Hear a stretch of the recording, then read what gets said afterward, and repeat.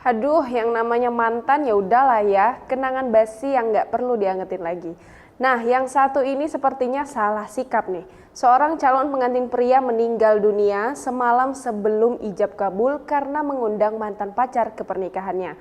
Padahal semua keluarga termasuk calon istrinya enggan untuk mengundang sang mantan. Mengundang mantan ke resepsi pernikahan memang butuh pertimbangan matang-matang. Bukan hanya terancam mengoyak luka lama, undang mantan ke resepsi pernikahan juga memperbesar kemungkinan terjadinya keributan. Itu sebabnya ada aturan tidak tertulis untuk tidak mengundang mantan pacar ke resepsi pernikahan. Namun nampaknya aturan tersebut tidak begitu berlaku bagi calon pengantin pria ini. Seolah sengaja pancing keributan, pengantin pria ini malah ngotot pingin undang mantan pacar ke resepsi pernikahannya. Padahal sang calon istri sudah menunjukkan keengganan dengan ide pengantin pria ini.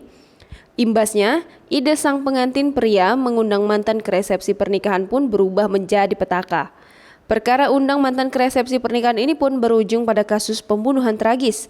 Dilansir sosok.id dari kompas.com dan New York Post, pada Rabu 7 Oktober 2020, insiden naas ini terjadi pada 21 Juli 2018 dini hari silam. Saat kejadian, pengantin pria ditemukan telah tewas dengan pisau stik menancap pada bagian dada. Sebelumnya, pihak kepolisian menerima panggilan darurat dari sebuah rumah di Colorado Springs, Amerika Serikat. Sang penelepon bernama Jacqueline Souza melaporkan membutuhkan bantuan medis secepat mungkin untuk tunangannya. Saat polisi dan bantuan medis sampai di lokasi, tunangannya Brandon Watkins ditemukan telah tewas berlumur darah di lantai kamar mandi.